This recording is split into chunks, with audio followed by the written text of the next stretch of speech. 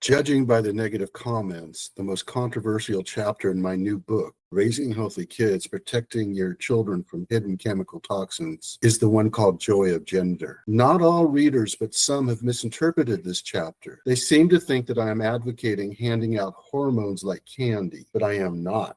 Instead, I am trying to explain how gender identity evolves within the context of our environment, and that our environment today is like no other in our human experience. I came to write about gender identity after discovering the chemically contaminated alligators of Lake Apopka, Florida. Back in the 1980s, a plant manufacturing pesticides experienced a significant spill of DDT, polluting the water and affecting the gators.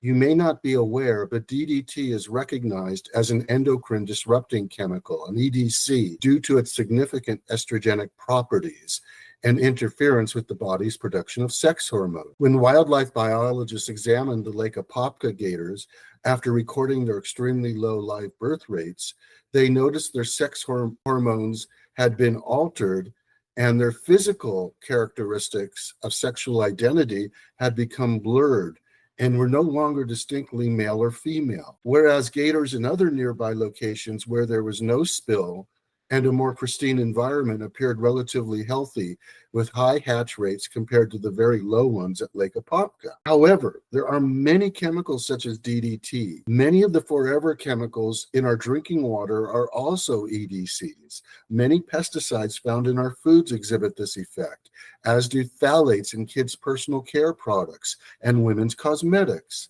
Their hitherto hidden influence on our children has been extensive, but unrecognized by most of our lawmakers and health experts, and certainly by virtually the entire MAGA crowd that is intent on turning trans-identifying persons into the new N-words of our society. They're the ignorant ones.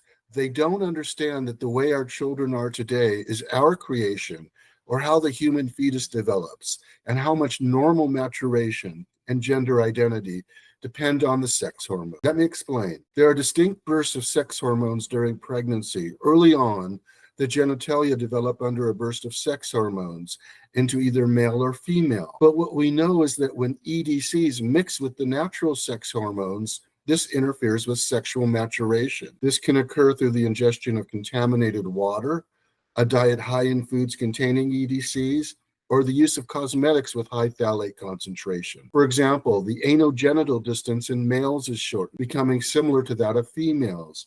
Penis size can be reduced. Sperm counts are lower, and there are less healthy populations of sperm. Risk for infertility and testicular cancer increases. Gender behavior becomes feminized. But there is another organ in the human body that is also entirely dependent on the sex hormones for normal development. That is the human brain. Under this second burst, much later, the human brain develops into distinctly male or female. But we have not known until relatively recently, based on autopsies conducted in the Netherlands, is that the human brain also develops in specific ways in trans persons. Male to female transgender persons were found to have feminine appearing brain structures, even among those who had never used hormones. It is as if they were born this way, which is probably the truth. But this isn't only happening to the transgender identifying population. All of us have been impacted, which is why we now see gender identity in shades and gradations rather than as distinct male and female polarities as we did in the 1950s and 1960s. Not everyone, not everywhere, but things are changing. Our children are developing within this context of chemical contamination.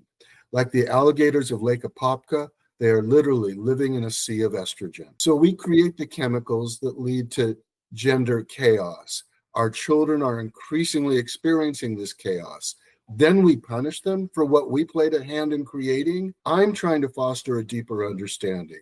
You can get a copy of my new book, Raising Healthy Kids, Protecting Your Children from Hidden Chemical Toxins at Amazon.com, or by using the link in this post.